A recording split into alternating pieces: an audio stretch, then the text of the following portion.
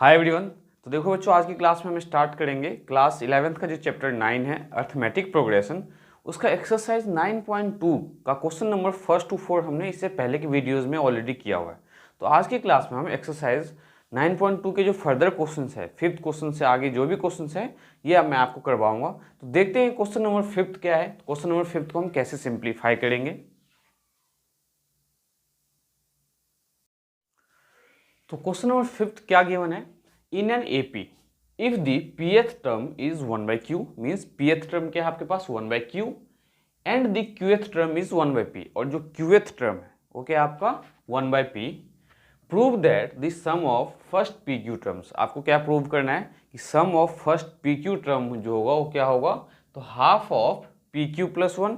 Condition क्या है कि p और q जो है आपस में इक्वल नहीं है, मीन्स p जो है नॉट इक्वल्स टू q है, ये आपके पास कंडीशन गिवन है। तो इसे हम सिंप्लीफाई कैसे करेंगे, तो सबसे पहले आपको इसमें ये आइडेंटिफाई करना है कि गिवन क्या है। तो ध्यान से देखो, तो इन्होंने बोला आपसे कि pth टर्म 1/q है, तो क्या हम ये लिख सकते हैं, यहाँ पे ध्यान से समझना, pth टर्म क्या है आपके पास 1/q, ठीक है। तो pth टर्म का मीनिंग क्या हुआ, a plus p minus 1 into में d इक्वल्स टू 1/q। ये हमने इक्वेशन 1 फॉर्म कर लिया है। सिमिलरली इन्होंने क्या बोला, qth टर्म, तो qth टर्म आपके पास क्या है 1/p के इक्वल है। तो यहाँ से हम क्या फाइंड करेंगे, qth, जैसे nth टर्म के लिए हम क्या फॉर्मूला यूज करते हैं, a plus n minus 1 into में डी, वैसे ही qth टर्म के लिए क्या हो जाएगा, तो a plus q minus 1 into में डी इक्वल्स टू 1/p। ये आपका सेकेंड इक्वेशन हो गया। अब इस दो इक्वेशन के हेल्प से हमें फर्स्ट ऑफ ऑल फाइंड क्या करना होगा, तो a और d फाइंड करना होगा। जब हम a और d फाइंड करेंगे, क्योंकि हमें सम ऑफ pq टर्म बताना है, तो सम ऑफ pq टर्म बताने के लिए हमें a और d पता होना चाहिए, ठीक है। pq मतलब यहाँ पे n गिवन है आपके पास, तो देखो हम इन दोनों के हेल्प से a और d कैसे फाइंड करेंगे। तो हम क्या करेंगे, subtract second from first, second को हम फर्स्ट से सब्ट्रैक्ट करेंगे। तो सेकेंड हमारे पास फर्स्ट इक्वेशन क्या है, तो a plus P minus 1 into में डी इक्वल्स टू 1/q, और सेकेंड इक्वेशन क्या है, तो a plus q minus 1 into में डी इक्वल्स टू 1/p। जब आप इसे सब्ट्रैक्ट करोगे तो साइन चेंज करते हैं, ये पॉजिटिव का है तो ये हो जाएगा नेगेटिव, ये पॉजिटिव है तो ये नेगेटिव, ये कंप्लीट वन टर्म माना गया है तो ये क्या है नेगेटिव, तो इन सब की साइन चेंज करने की ज़रूरत नहीं है आपको। 1/p पॉजिटिव का है तो ये माइनस का हो जाएगा। अब ये प्लस का ये माइनस का क्या होगा, कैंसिल आउट हो जाएगा, ये आपका कैंसिल आउट हो जाएगा। तो बचा क्या, this one minus this one, तो आप लिखोगे कैसे, तो p minus 1 d minus times, क्योंकि अब ये प्लस किस में वो कन्वर्ट हो गया माइनस में, तो minus times q minus 1 into में d equals to 1/q minus 1/p, क्योंकि इसमें से हम इसे माइनस कर रहे हैं, सेकेंड को किस में से माइनस कर रहे हैं 1 में से, तो 1/q, और ये नेगेटिव हो गया तो माइनस 1/p।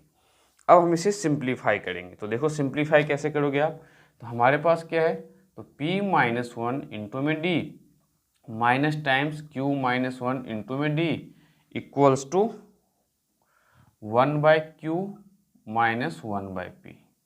अब आप यहाँ पे इसे एलसीएम लेके सिंप्लीफाई करो। तो सबसे पहले देखो यहाँ से d कॉमन लेंगे, क्योंकि d इसके साथ भी मल्टीप्लाई में है और d इसके साथ भी, तो d आपने जैसे ही कॉमन लिया तो हमें क्या मिलेगा, यहाँ पे p माइनस 1 माइनस टाइम्स ये मिलेगा q माइनस 1 ब्रैकेट क्लोज।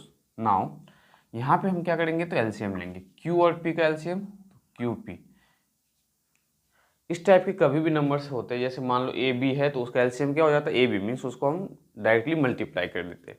अब ये जो हमने मल्टीप्लाई किया है, अब इसे सिंप्लीफाई कैसे करोगे, तो ध्यान से देखो आप, यहाँ पे q है तो q से आपने इसे डिवाइड किया तो क्या बचा p, तो p को हम 1 से मल्टीप्लाई करेंगे तो p माइनस, अब qp को आपने p से डिवाइड किया तो p से p कैंसिल हो गया तो क्या बचा q, तो q को हम 1 से मल्टीप्लाई करेंगे तो q।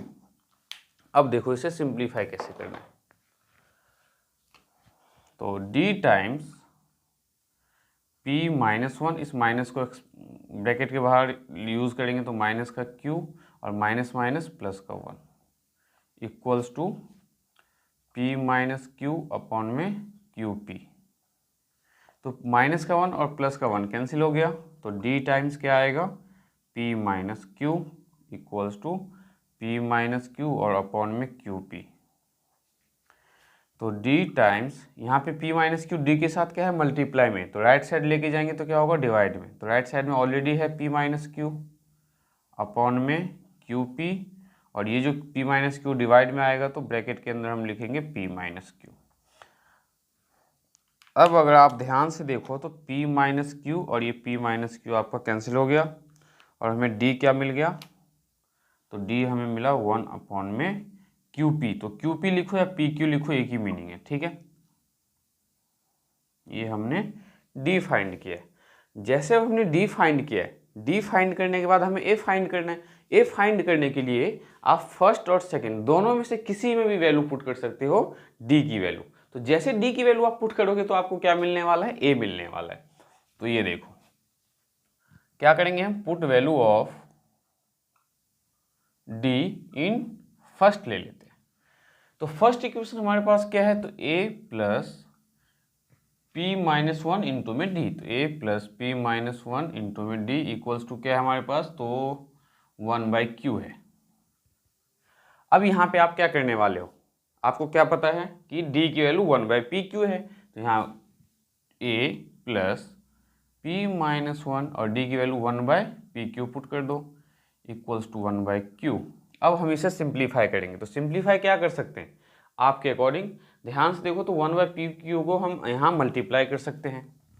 तो a प्लस पी अपॉन में पी क्यू माइनस 1 अपॉन में P Q equals to 1/q। क्यों, कि 1/pq को जब p से मल्टीप्लाई करोगे तो p अपॉन में pq, फिर 1/pq को -1 से मल्टीप्लाई करोगे तो 1/pq। Now a plus p से ये p आपका कैंसिल हो गया, तो 1/q minus 1/pq equals to 1/q। अब हम क्या करेंगे, तो 1/q को राइट साइड ले जाएंगे, तो a minus 1/pq equals to 1/q minus 1/q। तो 1/q से 1/q कैंसिल होकर 0, तो a माइनस 1/pq किसके इक्वल आ गया, 0 के इक्वल। तो a equals to minus 1/pq को राइट साइड ले जाओ तो 1/pq। तो इस टाइप के क्वेश्चंस में ये भी ध्यान रखना आपका, a और d हमेशा सेम आता है। हमने a और d फाइंड कर लिया है, अब हमें जो इसमें फाइंड करना है, क्या फाइंड करना है, sum of first pq term. Sum of first pq term का मीनिंग क्या है, SPQ। Sum of first pq term का क्या मीनिंग है, SPQ फाइंड करना है आपको। तो SPQ के लिए हम क्या यूज करने वाले हैं, n/2 फॉर्मूला होता है, तो n क्या है PQ, तो PQ/2, 2a प्लस n क्या है PQ, तो PQ माइनस 1 इंटू में d। इसमें अब आपको क्या करना है, a की वैल्यू 1/pq और d की वैल्यू 1/pq पुट करना है, ठीक है। तो SPQ देखो क्या मिलेगा, PQ/2, 2 इंटू में 1/pq plus PQ minus 1 into में 1/pq। अब आपको इसे सिंप्लीफाई करना है, तो स्पेस यहाँ पे देखो SPQ इक्वल्स टू PQ/2, तो PQ/2 ब्रैकेट में 2 को जब 1/pq से मल्टीप्लाई करोगे तो क्या आएगा, 2/pq प्लस 1/pq को जब pq से मल्टीप्लाई करेंगे तो PQ/pq तो 1 आ जाएगा, तो 1 माइनस 1/pq, तो PQ अपॉन में 2/pq माइनस 1/pq, तो क्या बचेगा 1/pq और प्लस का 1। अब यहाँ पे ब्रैकेट में आप एलसीएम ले लो, तो PQ अपॉन में 2, और यहाँ पे जैसे आप एलसीएम लोगे तो ये आएगा PQ और यहाँ पे 1 प्लस PQ। अब इस PQ से ये PQ कैंसिल हो जाएगा, तो 1 प्लस PQ डिवाइडेड बाई 2। तो ये आया क्या आपका, तो SPQ आया, सम ऑफ फर्स्ट PQ टर्म। तो sum of first PQ term हमने कैसे फाइंड किया, तो हमें pth टर्म दिया था, तो हमने उसके हेल्प से pth टर्म के हेल्प से A plus P minus one into में D equals to one by Q, फिर qth term A plus Q minus one into में D equals to one by P. इन दोनों को सब्ट्रैक्ट करके हमने क्या फाइंड किया, डी फाइंड किया। डी फाइंड करने के बाद हमने डी की वैल्यू इन दोनों में से आप किसी में भी पुट कर सकते हो, तो हमने क्या किया, फर्स्ट में पुट किया। तो जब हमने फर्स्ट इक्वेशन में वैल्यू पुट किया है तो हमें ए क्या मिला, वन बाई पी क्यू।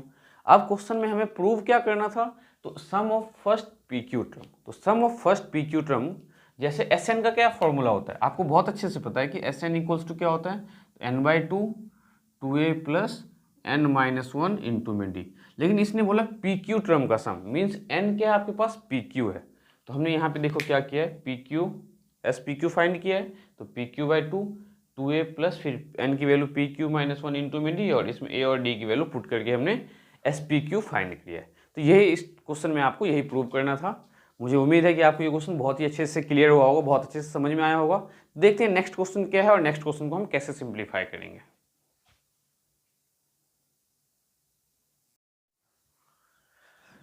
तो क्वेश्चन नंबर 6 में क्या गिवन है हमें, if the sum of a certain number of an AP, एक एपी है, क्या है, तो 25, 22, 19, मतलब डिक्रीज होता हुआ जा रहा है, ठीक है। तो जो सम ऑफ अ सर्टेन नंबर है, मीन्स सर्टेन नंबर, हमें ये गिवन नहीं है कि कितने नंबर्स का सम है, लेकिन पर्टिकुलर किसी न कितने, मान लो एक सीक्वेंस है जिसमें कुछ नंबर्स का, जो एपी का जो कुछ नंबर्स का सम है वो क्या है, 116 है। तो आपको ये बताना है कि लास्ट टर्म क्या होगा, ठीक है। तो सबसे पहले इन्होंने हमें क्या दिया हुआ है, सम ऑफ एन टर्म्स दिया हुआ है। तो सम ऑफ एन टर्म्स के हेल्प से हम पहले इसमें फाइंड करेंगे कि नंबर ऑफ टर्म्स कितना है, क्योंकि इन्होंने क्या बोला है कि ये जो एपी है इसके सर्टेन नंबर का सम दिया हुआ है 116। तो हम एस एन के हेल्प से क्या फाइंड करेंगे, एन फाइंड करेंगे। क्यों, तो हमें दिया क्या है, इन्होंने एस एन दिया हुआ है। जब एस एन दिया हुआ है आपके पास, वी हैव क्या आपके पास, तो एस एन इक्वल्स टू 116, ठीक है। और एस एन का फॉर्मूला क्या होता है, तो n by two, two A plus N minus one into में डी इक्वल्स टू 116। अब बहुत ही समझदार हो आप, क्या करना है आपको, तो 2 यहाँ डिवाइड में, राइट साइड ले जाओ मल्टीप्लाई में, तो n times 2a plus N minus one into में डी इक्वल्स टू 116 इंटू में 2 हो जाएगा। अगर आप ध्यान से देखो तो हम इसमें क्या कर सकते हैं, a और d की वैल्यू पुट कर सकते हैं। तो a आपके पास क्या है 25 और d क्या है, तो 22 में से 25 को आप माइनस करोगे तो माइनस का 3 मिलेगा, ठीक है।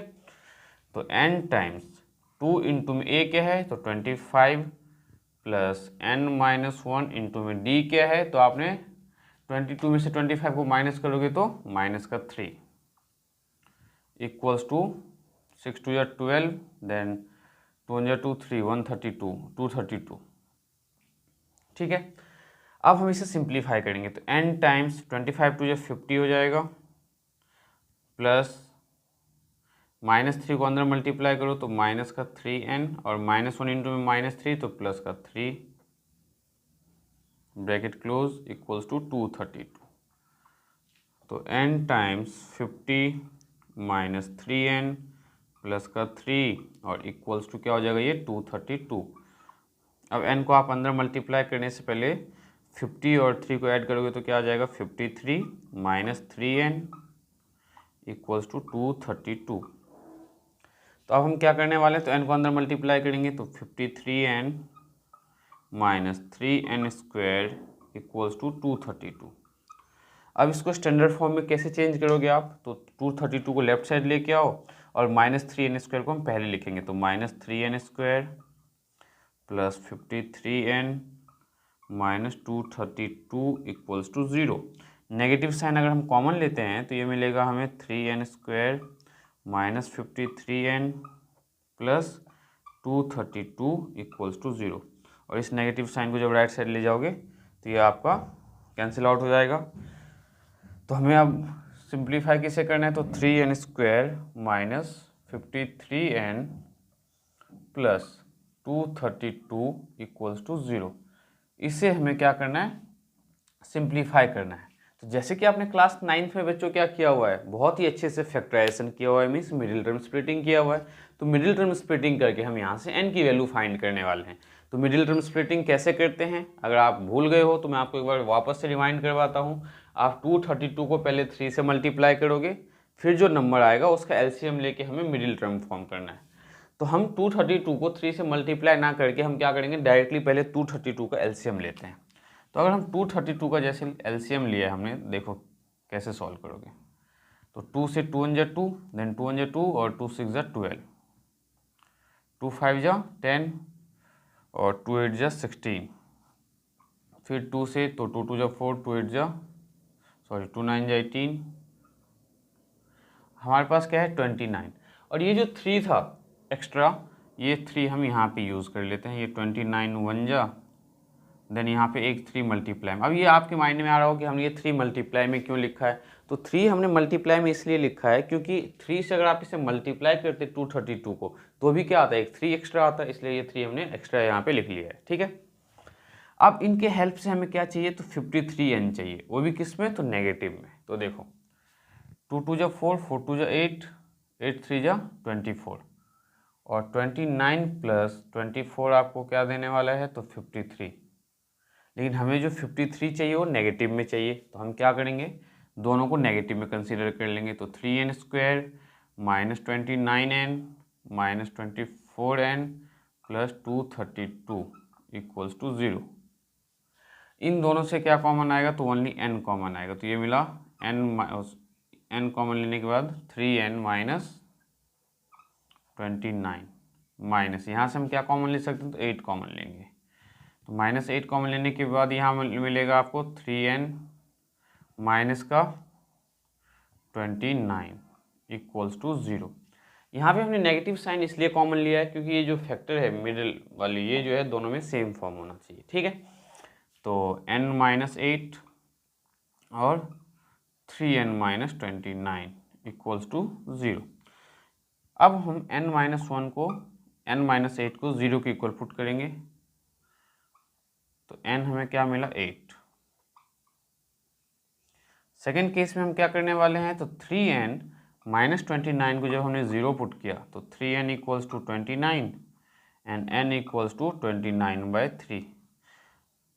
और यहाँ पे आते ही आपको एक पॉइंट बहुत ही अच्छे से याद रखना है, क्या कि n कभी भी फ्रैक्शन में आए या नेगेटिव आए तो पॉसिबल नहीं है, मीन्स हमें उस केस को कंसिडर नहीं करना है। तो ये लिखो, इट इज़ नॉट पॉसिबल। तो पेपर में जो आप क्वेश्चन सॉल्व करोगे तो दोनों ही आपको सॉल्व करके बताना पड़ेगा। तो ये पॉसिबल क्यों नहीं है, तो n की वैल्यू कभी भी क्या नहीं हो सकती, ना तो नेगेटिव की वैल्यू हो सकती है n, और ना ही फ्रैक्शन में। तो यहाँ पे n आपका क्या है, फ्रैक्शन में, इसलिए ये पॉसिबल नहीं है। तो वैल्यू ऑफ n क्या होगा, 8। तो यहाँ पे हमारा फाइनल आंसर क्या होगा, द वैल्यू ऑफ n या टोटल नंबर ऑफ टर्म्स। ठीक है, नंबर ऑफ टर्म्स भी लिख सकते हैं हम। तो number of terms will B 8। अभी हमने नंबर ऑफ टर्म्स फाइंड किया है, अब हमें फाइंड क्या करना है, तो लास्ट टर्म फाइंड करना है। तो लास्ट टर्म क्या होगा, अगर नंबर ऑफ टर्म्स 8 है तो लास्ट टर्म भी क्या होगा, 8th टर्म होगा। तो लिखो यहाँ पे हमें क्या फाइंड करना है, लास्ट टर्म। तो last term will be, formula वही यूज़ करेंगे, a + n - 1 इंटू में d। तो ये a हमारे पास क्या था, 25 + 8 - 1 इंटू में d क्या हमारे पास, तो -3। तो 25 + 7 इंटू में -3, तो 25 - 7 3 जा 21। तो ये आ गया 4। या हमें पता है नंबर ऑफ टर्म्स कितना, 8 है, तो 8th टर्म आप डायरेक्टली भी फाइंड कर सकते थे। 8th टर्म डायरेक्टली कैसे फाइंड कर सकते थे, सेकंड ऑप्शन बता रहा हूँ। तो 8th टर्म के लिए हम क्या यूज़ करते हैं, a + 7d। तो a आपके पास क्या है, 25 + 7 इंटू में d क्या है, -3। तो 25 - 21, तो ये क्या आया, 4। तो ये था आपका क्वेश्चन नंबर 6।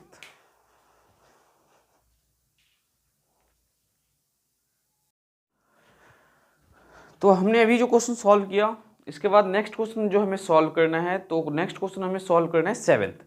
तो क्वेश्चन नंबर 6 आपको बहुत इजीली समझ में आया होगा। तो अब जो हम क्वेश्चन सॉल्व करने वाले हैं और क्वेश्चन नंबर क्या है, 7। तो क्वेश्चन 7th में देखो क्या गिवन है। क्वेश्चन 7th को हम कैसे सिंप्लीफाई करेंगे, तो क्वेश्चन 7th में बोल रहा है कि find this sum to n terms. आपको n टर्म्स का सम फाइंड करना है ऑफ है ना AP हुज kth टर्म, क्या दिया हुआ है, kth टर्म, क्या, तो kth टर्म 5k + 1। तो kth टर्म जो है आपके पास ये दिया हुआ है 5k+1। ये क्या दिया हुआ आपके पास, kth टर्म। तो kth टर्म आपके पास क्या है, 5k+1। तो अब इसे हम कैसे सिंप्लीफाई करने वाले हैं, तो ध्यान से समझो आप। kth टर्म का जैसे कि nth टर्म बोला जाता है आपसे, तो आप क्या लिखते हो, a+n-1 इंटू में d। अगर kth टर्म इन्होंने बोला है तो हम क्या लिखेंगे, a+k-1 इंटू में d। ठीक है, तो a+k-1। ठीक है, यहाँ पे kth टर्म अगर बोला इन्होंने,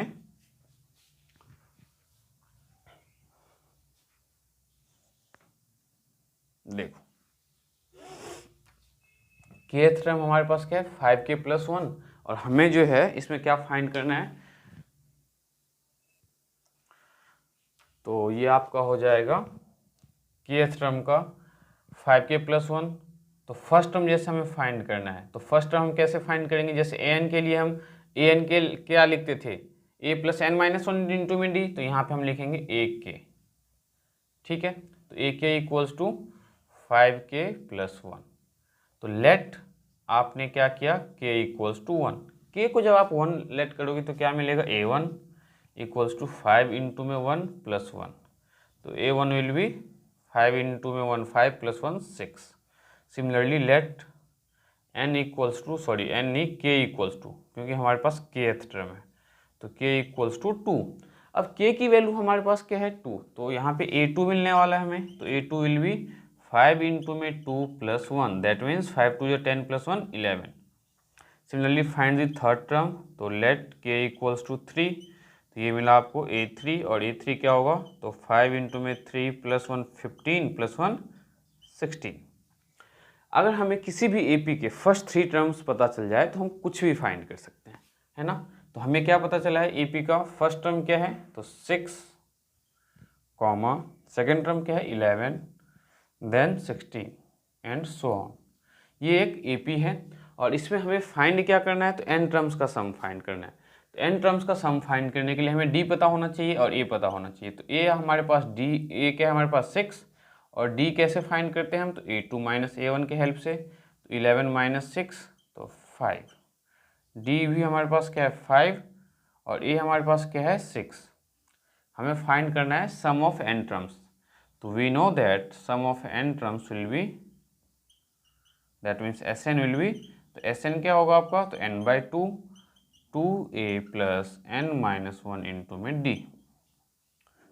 तो Sn equals to n/2, n हमें नहीं पता है तो n को हम n ही रहने देंगे। ठीक है, तो 2 इंटू में a क्या है आपके पास 6, तो प्लस n-1 इंटू में d क्या है आपके पास, तो 5।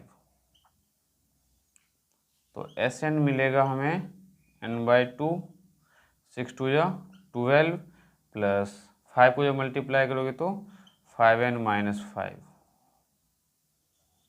तो Sn मिलेगा हमें n/2, 12 में से 5 गया तो 7 प्लस 5n। तो Sn इक्वल्स टू n को हम अंदर मल्टीप्लाई करेंगे तो ये आएगा 7n प्लस 5n² अपॉन में 2। ये आपका फाइनल आंसर होगा। हमें सम ऑफ n टर्म्स फाइंड करना था। सम ऑफ n टर्म्स क्या आएगा, 7n प्लस 5n² 2। अगर इसे आप पर्टिकुलर अरेंज करके लिखना चाहो तो आप लिख सकते हो 5n² प्लस 7n/2, या आप इस फॉर्म में लिखना चाहो तो आप लिख सकते हो 5n² प्लस 7n। इनमें से कोई सा भी फॉर्म लिखो, कोई प्रॉब्लम नहीं है, सबका मीनिंग सेम है। ठीक है, तो ये जो क्वेश्चन हमने सॉल्व किया है ये था हमारा क्वेश्चन नंबर 7। तो नेक्स्ट देखते हैं कि हमें क्वेश्चन नंबर 8 कैसे करना है। और मुझे उम्मीद है कि आपको जो ये क्वेश्चन है बहुत ही अच्छे से आपके ये क्वेश्चन के डाउट्स जो है क्लियर हो रहे होंगे। तो देखते हैं नेक्स्ट क्वेश्चन हमारा क्वेश्चन नंबर 8। तो क्वेश्चन नंबर 8 में हमें क्या गिवन है, if the sum of n terms of an AP is Pn plus Qn², means हमें Sn क्या गिवन है, तो Sn गिवन है हमें Pn प्लस Qn²। ये हमें Sn गिवन है, means sum of n terms given है। ठीक है, where P and Q are the constant, P और Q क्या आपका कॉन्स्टेंट है। आपको फाइंड करना है कॉमन डिफरेंस। ठीक है, तो कॉमन डिफरेंस हम कैसे फाइंड करेंगे, तो इसे बताते हैं आपको। तो ये एस एन गिवन है। जब कभी भी एस एन आपको इस फॉर्म में गिवन हो तो हम क्या करेंगे, एन की वैल्यू 1 लेट करेंगे। तो लेट एन इक्वल्स टू 1, तो एस 1 मिलेगा हमें, तो p इंटू में 1 प्लस q इंटू में 1 का स्क्वायर, तो S 1 will be p plus q, ये आपका आया एस 1। अब आपको ये बहुत अच्छे से क्लियर होना चाहिए कि S1 का मीनिंग क्या है। S1 का क्या मीनिंग है बच्चों, तो ध्यान से समझो। S1 means sum of one term. One term का सम क्या हो सकता है, एक AP है, जैसे लेट से एक AP कंसिडर करता हूँ मैं 3, 5, 7, 9 एंड सो ऑन।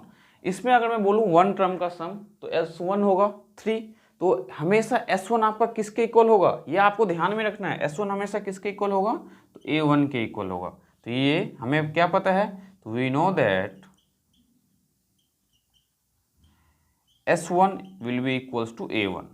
ठीक है, हमेशा। क्यों, क्योंकि S1 का मीनिंग वन टर्म का सम, वन टर्म का सम मतलब फर्स्ट टर्म। ठीक है, तो यहां से आपको क्या पता चला कि A1 की जो वैल्यू है वो क्या है आपके पास, तो P प्लस Q है। अब आगे बढ़ते हैं, आगे देखो हमें क्या करना है। तो लेट, अब हम करेंगे n की वैल्यू 2, तो लेट n इक्वल्स टू 2। जैसे ही हमने n की वैल्यू 2 लेट किया तो हमें मिलने वाला है S2, तो S2 equals to P into में 2 प्लस Q इंटू में 2 का स्क्वायर, तो S2 will be 2P plus Q into में 2 का स्क्वायर क्या होगा, तो 4। तो S2 क्या मिला आपको, तो 2P प्लस 4Q। और S2 का क्या मीनिंग है, S2 का मतलब सम ऑफ टू टर्म। तो सम ऑफ टू टर्म में से अगर मैं फर्स्ट टर्म को माइनस कर दूंगा तो मुझे क्या मिल जाएगा, फर्स्ट सेकंड टर्म। देखो ध्यान से समझो, अगर मैं second sum of two term में से क्या माइनस कर दूं, फर्स्ट टर्म मतलब S1 माइनस कर दूं तो मुझे क्या मिलेगा, A2 मिलेगा। तो A2 फाइंड करने का क्या फॉर्मूला है, S2 माइनस S1। ठीक है, A2 हम कैसे फाइंड करेंगे, तो S2 minus S1, A2 find, क्योंकि S2 का मतलब है दो टर्म का सम, S1 का मतलब है फर्स्ट टर्म। अब देखो इन दोनों नंबर का सम है आपके पास, इन दोनों में से अगर मैं फर्स्ट टर्म माइनस कर दूंगा तो क्या मिलेगा मुझे, सेकंड टर्म मिलेगा। ठीक है, तो S2 क्या है हमारे पास, 2P plus 4Q minus S1 को हम ब्रैकेट में लिखेंगे तो P प्लस Q, तो ये हमें मिलने वाला है A2। तो 2P plus 4Q minus P minus Q equals to A2। तो 2P में से P गया तो P प्लस 4Q में से Q गया तो 3Q इक्वल्स टू A2। तो A1 और A2 हमने फाइंड कर लिया है, हमने A1 और A2 फाइंड कर लिया है, तो हमें A3 की कोई ज़रूरत नहीं है। अब हम फाइंड करने वाले हैं कॉमन डिफरेंस। तो कॉमन डिफरेंस के लिए हम क्या यूज़ करते हैं, हमें बहुत अच्छे से पता है कॉमन डिफरेंस D निकालने के लिए हम यूज़ करेंगे A2 माइनस A1। तो D will be equals to, A2 क्या है तो P plus 3Q minus A1 क्या है, तो A1 को हम ब्रैकेट में लिखेंगे P प्लस Q। अगर यहाँ ब्रैकेट का यूज़ नहीं करोगे तो आप क्या लिखोगे, माइनस P प्लस Q, और वो गलत हो जाएगा आपका। Now P plus 3Q minus P minus Q, तो P से ये माइनस P कैंसिल हो गया, 3Q में से एक Q गया तो 2Q, तो D will be equals to 2Q। तो common difference of the given AP will be 2Q। इस क्वेश्चन में हमें क्या फाइंड करना था, कॉमन डिफरेंस फाइंड करना था। तो उम्मीद करता हूं कि आज की क्लास में जो मैंने आपको 4 to 5 क्वेश्चंस करवाए हैं वो बहुत ही अच्छे से क्लियर हुआ होगा। और इससे पहले एक्सरसाइज 9.1 वो भी मैंने आपको इससे पहले की वीडियोज़ में बहुत अच्छे से करवाया हुआ है। अगर आप में से किसी भी बच्चे को किसी भी टाइप के क्वेश्चंस में कोई प्रॉब्लम हो तो आप कमेंट करके क्वेश्चंस पूछ सकते हो। मैं नेक्स्ट क्लास में उस क्वेश्चन से रिलेटेड जो भी प्रॉब्लम होगा मैं उसका वीडियो अपलोड कर दूंगा। तो नेक्स्ट क्लास में हम करेंगे इसके आगे के क्वेश्चंस। और जो क्वेश्चन नंबर 9 है वैसे पेपर पॉइंट ऑफ व्यू से बहुत ही ज़्यादा इंपॉर्टेंट है, तो इस क्वेश्चन को हम नेक्स्ट क्लास में स्टार्ट करेंगे। तो मिलते हैं बच्चों नेक्स्ट क्लास में।